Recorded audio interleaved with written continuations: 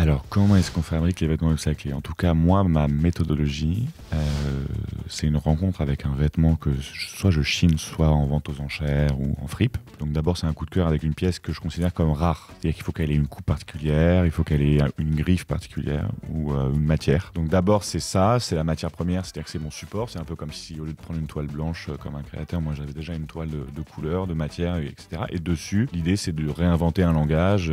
Alors moi, ma technique, c'est d'y intégrer des foulards que je chine aussi et dont je me sers pour doubler mes pièces entièrement, broder aussi mes pièces parce que mes pièces sont brodées à la main. Donc c'est un mélange entre une pièce existante et ensuite un travail de retransformation complet, artisanat fait à la main, à partir de matériaux aussi existants, donc des récupérations ou de fin de stock. J'arrive très bien à les dissocier. Les deux me vont.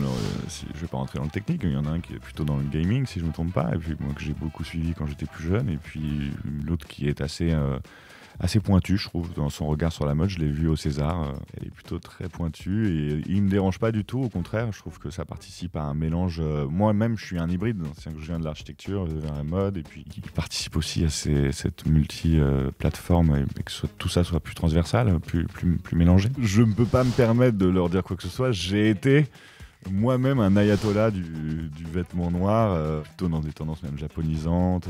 Je leur dirais, allez, n'hésitez pas, ça fait pas de mal, je suis passé par là aussi. Ah, peut-être qu'au contraire, ils ont complètement le contrôle de leur vie, ils sont peut-être qu'ils sont très sûrs d'eux. Alors moi, je l'ai pas du tout, c'est vrai que le jogging m'échappe encore, en tout cas hors de la salle de sport. Mais peut-être qu'au contraire, ils ont une espèce d'assume. On voit d'ailleurs maintenant des créateurs de mode qui sont en jogging toute la journée, on voit beaucoup de rappeurs qui sont créateurs de mode et qui sont en jog. On a vu des claquettes chaussettes revenir à la mode dans les plus hautes sphères de...